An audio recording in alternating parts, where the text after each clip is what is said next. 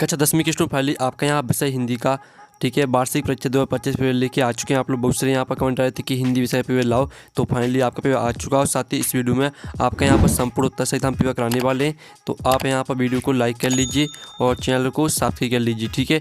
और साथ ही इस वीडियो को आपको अपने दोस्तों तक भी शेयर कर देना है, ठीक है। आप यहाँ पर देखिए टोटल क्वेश्चन आपके 23 रहने वाले हैं और मार्क्स आपका 75 नंबर का रहेगा, ठीक है। और टाइम आपका 3 घंटे रहने वाला है। साथ ही आपके यहाँ पर निर्देश आते हैं, तो आप निर्देश पढ़ सकते हैं। सही प्रश्न का उत्तर लिखिए। फिर दूसरा आता प्रश्न क्रमांक 1 से 5 तक वस्तुनिष्ठ प्रश्न है और प्रत्येक प्रश्न के लिए 1 अंक, कुल 30 अंक निर्धारित है, ठीक है। तो आपके यहाँ पर निर्देश आते हैं, तो आप निर्देश यहाँ पढ़ लीजिएगा। अब चलिए आपका जो पेपर है वो हम यहाँ पर देख लेते हैं। तो पहले तो आपके आते हैं सही विकल्प चुनकर लिखिए, जो कि आपके 6 नंबर के रहने वाले हैं, ठीक है। तो पहले आप यहाँ पर हिंदी के पद्य साहित्य का दूसरा काल है, तो आपका आता रीतिकाल और बात आपका भक्ति काल और साथ आपका आदिकाल और दात आधुनिक काल। तो जो आपके यहाँ पर दिया गया, ठीक है, हिंदी के पद्य साहित्य का दूसरा काल है, तो इसका राइट आंसर आपका भक्ति काल हो जाएगा, ठीक है। फिर आपका दूसरा आता गोपियों को ज्ञान व योग की बातें लगती हैं, तो इसका आपका आता मधुर और बात आपका नीरस है और साता कड़वी ककड़ी सी और दात अग्नि के समान। तो यहाँ पर गोपियों को ज्ञान व योग की बातें लगती हैं, तो इसका आंसर आपका सा हो जाएगा कड़वी ककड़ी सी, ठीक है। और साथ ही आप यहाँ पर देख लीजिए जो स्टूडेंट आपका यहाँ पर दिया गया क्वेश्चन तीसरा, ठीक है, जिसमें आप यहाँ पर रसात्मक बकम, ठीक है, रसात्मकम वाक्यम काव्यम परिभाषा किस आचार्य की है, तो इसका आपका यहाँ पर ऑप्शन आता आचार्य जगन्नाथ और बाता आचार्य मम्मट और साथ आपका आचार्य विश्वनाथ और दाता आचार्य रामचंद्र शुक्ल। तो जो आपके यहाँ पर दिया गया रसात्मकम वाक्यम काव्यम परिभाषा किस आचार्य की है, तो इसका राइट आंसर आपका सा हो जाएगा आचार्य विश्वनाथ। फिर आपका यहाँ पर चौथा आता नेताजी की चश्मा पाठ की विधा है, तो आपका इसका ऑप्शन आता एकांकी, बात आपका निबंध और साथ आपका व्यंग और दाता कहानी। तो यहाँ पर नेताजी चश्मा, ठीक है, नेताजी का चश्मा पाठ की विधा है, तो इसका राइट आंसर आपका कहानी हो जाएगा, ठीक है। और फिर आपका पांचवा आता भोलेनाथ का असल में नाम था, तो आपका आता तारकेश्वरनाथ और बात आपका अमरनाथ और साथ आपका केदारनाथ और दाता बद्रीनाथ।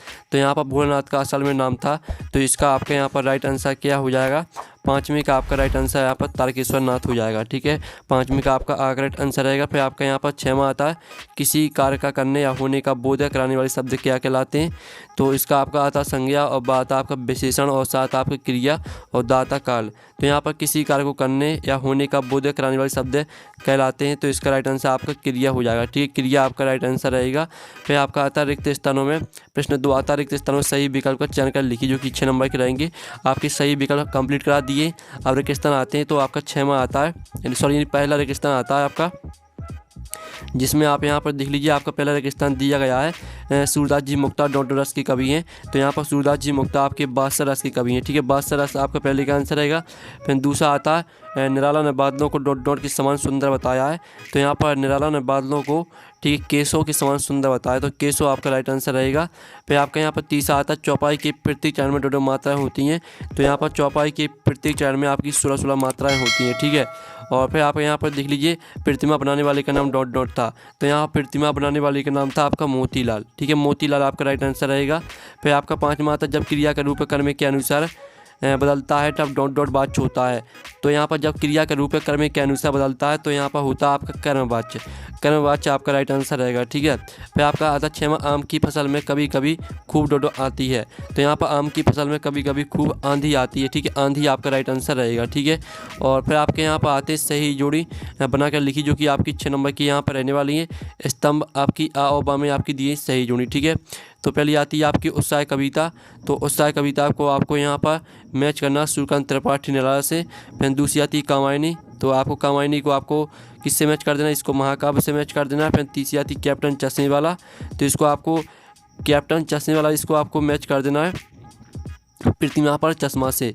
और जो आपकी आती है त्रिभुवन में समास है, तो आपका त्रिभुवन में समास है आपका द्विगु समास। फिर आपका आता माता का आंचल, तो माता का आंचल को आपको मैच कर देना है यहाँ पर शिव पूजन सहाय से। और जो आपके छंद के प्रकार, तो यहाँ पर छंद के प्रकार आपके 2 होते हैं, ठीक है। इस तरह से जो आपकी सही जोड़ी वो कंप्लीट हो जाती हैं, आपने अच्छे से यहाँ पर याद कर ली होंगी। और साथ ही आप लोग यहाँ पर वीडियो को लाइक जरूर कर लीजिएगा, ठीक है। अब चलिए आपके यहाँ पर देख लेते हैं प्रश्न चलाता एक है शब्द वाक्य में उत्तर दीजिए, जो कि आपके 6 नंबर के रहने वाले हैं। तो पहला आता है कभी निराला ने बादलों की तुलना किससे की है, तो पहले का आंसर आपका रहेगा कभी निराला ने बादलों की तुलना काले घुंघराले वाले बालों से की है, ठीक है, काले घुंघराले, ठीक है, बालों से की है, बालों से की है। ठीक है, ये आपका यहाँ पर आंसर है, काले घुंघराले बालों से की है। फिर आपका आता है किस समास में प्रथम पद प्रधान एवं अव्यय होता है, तो इसका आंसर है अव्ययभाव समास में। ठीक है, अव्ययभाव समास आपका यहाँ पर राइट आंसर हो जाएगा। ठीक है, अव्ययभाव समास। ठीक है, ये आपका यहाँ पर राइट आंसर रहने वाला है। तो आप यहाँ पर देख लीजिए। फिर आपका यहाँ पर आता तीसरा आता विवाहों के भेदों के नाम लिखिए। तो विवाहों के भेदों के नाम आपके दो होते हैं। ठीक है, आलम्बन और आपका यहाँ पर उद्दीपन। ठीक है, आलम्बन और उद्दीपन आपका यहाँ पर राइट आंसर हो जाएगा। ठीक है, आलम्बन और उद्दीपन, ये आपका यहाँ पर राइट आंसर रहने वाला है। और साथ ही आप यहाँ पर देख लीजिए, चौथा आता टेढ़ी खीर मुहावरे का अर्थ क्या है, तो यहाँ पर टेढ़ी खीर मुहावरे का अर्थ होता है आपका कठिन कार्य। ठीक है, कठिन कार्य आपका यहाँ पर राइट आंसर हो जाएगा। टेढ़ी खीर मुहावरे का जो अर्थ होता है वो कठिन कार्य होता है। फिर आपका पाँचवा आता माता का अंचल, कहानी के अनुसार माँ ने भोलेनाथ की घाव पर क्या लगाया। ठीक है, तो इसका आंसर है पिसी हुई हल्दी। यहाँ पर माता का अंचल, कहानी के अनुसार माँ ने भोलेनाथ की घाव पर पिसी हुई हल्दी लगाई। ठीक है, पिसी हुई हल्दी आपका यहाँ पर राइट आंसर हो जाएगा। ठीक है, पिसी हुई हल्दी, ये आपका यहाँ पर राइट आंसर रहने वाला है। फिर आपका यहाँ पर देख लेते हैं, जो आपका यहाँ पर आता है हिरोशिमा नामक कविता किस काव्य संग्रह से ली गई है, तो इसका आंसर रहेगा आपका यहाँ पर अरि ओ करुणा प्रवाहमय। ठीक है, आप यहाँ पर देख लीजिए, अरि ओ करुणा प्रवाहमय। ठीक है, आप यहाँ पर देख सकते हैं अरु ओ, ठीक है, अरि ओ करुणा, ठीक है, करुणा प्रभामय। ठीक है, ये आपका यहाँ पर आंसर रहने वाला है। तो ये आपका यहाँ पर आंसर हो जाता है। ठीक है, हिरोशिमा नामक कविता अरि ओ करुणा प्रभामय से ली गई है। अब चलिए आपके प्रश्न 5 आता है, सत्य असत्य का चयन करके लिखिए, जो कि आपके 6 नंबर के रहेंगे।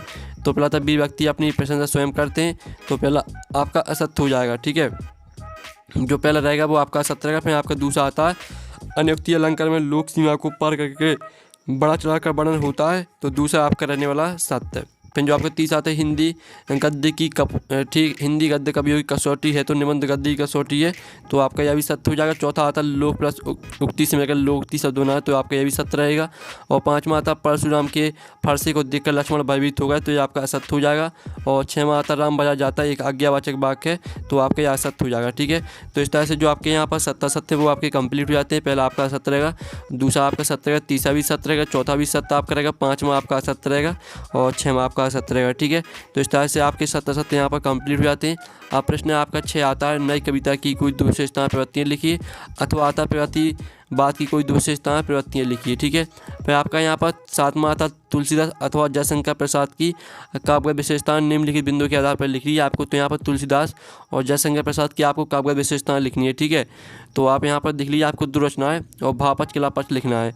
तो जो इनके आंसर वो भी हम देखने वाले हैं। पहले हम यहाँ पर 2-2 नंबर के क्वेश्चन देख लेते हैं, फिर इनके आंसर देखेंगे। फिर आपका 8वां आता उद्धव की वैवाहिक तुलना किस किस से की गई है, अथवा आता गोपियों के अनुसार राजा के धर्म में क्या होना चाहिए। फिर आपका 9वां आता लक्ष्मण ने वीर विद्या की क्या क्या विशेषताएं बताई।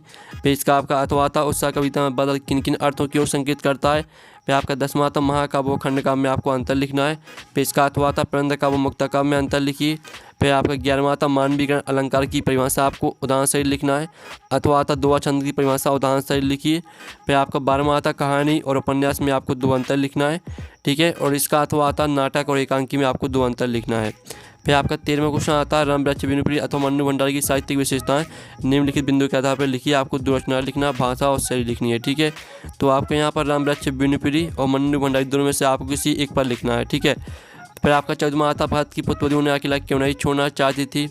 फिर आपका अथवा इसका अथवा आता है बिस्मिल्लाह खां को सेना की मंगल ध्वनि का नायक क्यों कहा गया है। ठीक है, और फिर आपके यहाँ पर देख लीजिए, जो आपका 15वां क्वेश्चन दिया गया है तेज सेनानी न होते हुए भी चश्मे वाले को लोग कैप्टन क्यों कहते थे।